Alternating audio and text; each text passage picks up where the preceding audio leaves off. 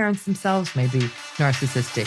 That is also a pathway to developing narcissism. I don't think I'm talented. Fabulous vacations and theme parks and stuff and the newest gadget. I'm going to deliver the world what it wants so it thinks I'm great. The pathways that make people narcissistic, just as often, more often, I would say, when that becomes a singular motivating space, that's a concern. Now, like you said,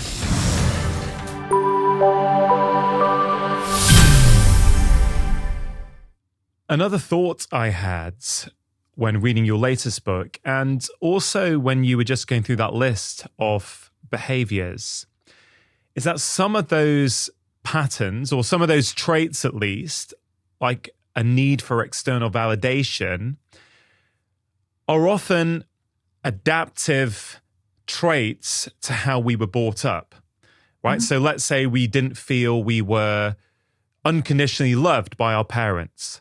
Mm-hmm. Well, we develop all kinds of compensatory patterns for that, which serve us in childhoods and often don't serve us when we become adults. Where does narcissism fit into that framework? Is it something you're born with, or can it be an adaptive pattern to trauma or, parenting styles, for example?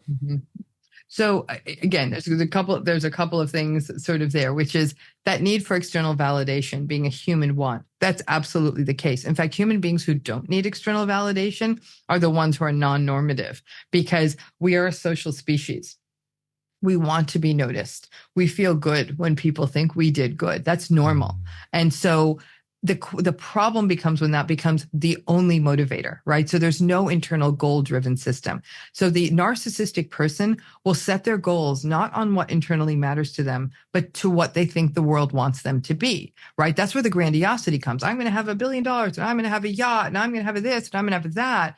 But it's all sort of ephemeral, and it's all sort of like, I'm going to deliver the world what it wants so it thinks I'm great.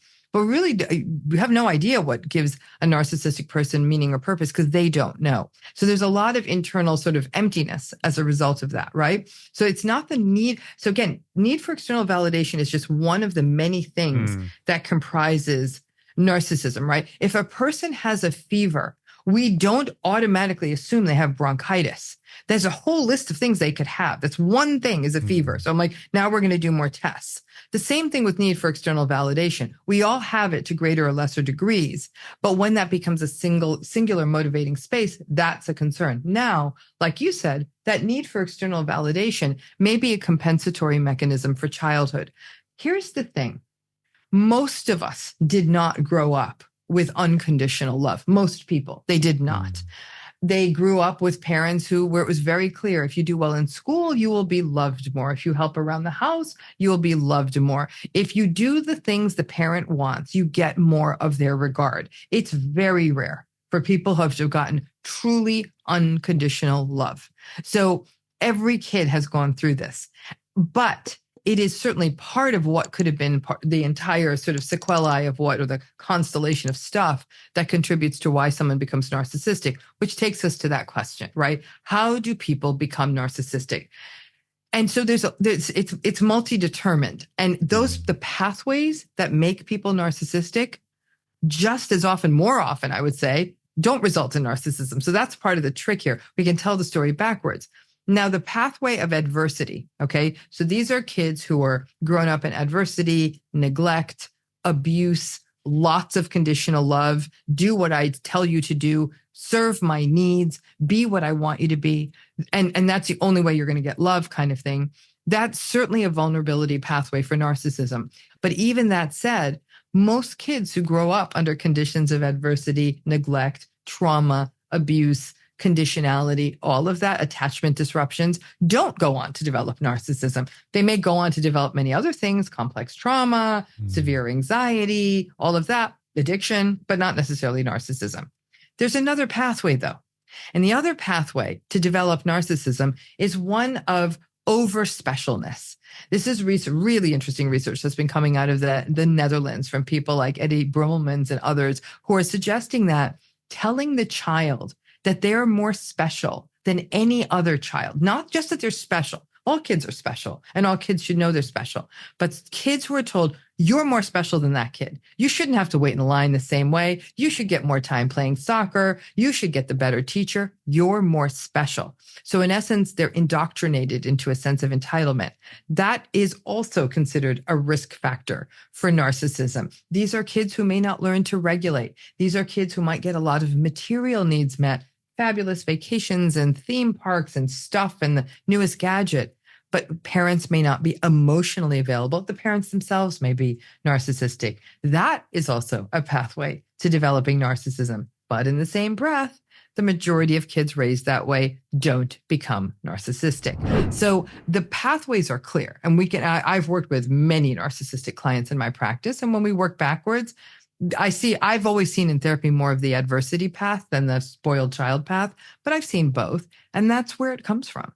And it's not just compensatory. So the defenses certainly come out to protect the child, but there are many people out there who are raised very conditionally, right? You need to perform for us. You need to be the perfect student or the perfect ballet dancer or piano player, whatever the heck the parents wanted. And those people may grow up not sort of living and dying by external validation, but sort of feeling they're not good enough. You know, like I don't think I'm smart or I don't think I'm talented. And so they may continually have an internal dialogue where they're putting themselves down, but they retain empathy. They're not entitled. They're kind, well-regulated, compassionate people. They're just not kind to themselves. That's not narcissism.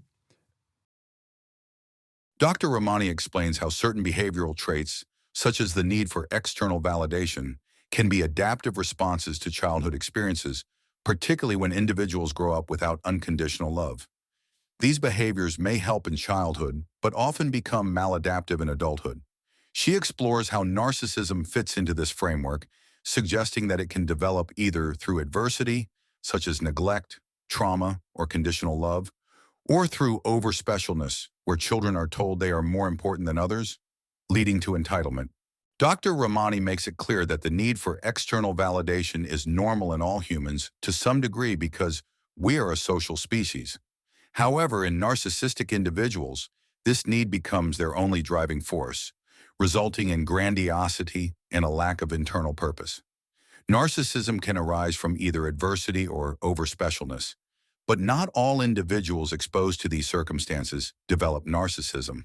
In fact, many children who experience adversity or special treatment grow up with empathy, compassion, and self-doubt rather than narcissism. She also highlights the complex nature of narcissism, explaining that while narcissistic individuals lack internal validation and live for external approval, others who grow up in similarly difficult environments may struggle with self-worth, but still maintain empathy and kindness. Personal opinion and takeaway. This conversation with Dr. Ramani offers valuable insights that can be applied to everyday life, especially in relationships, business, and career. One key lesson is the importance of recognizing the need for validation in ourselves and others, but understanding when it becomes excessive or detrimental.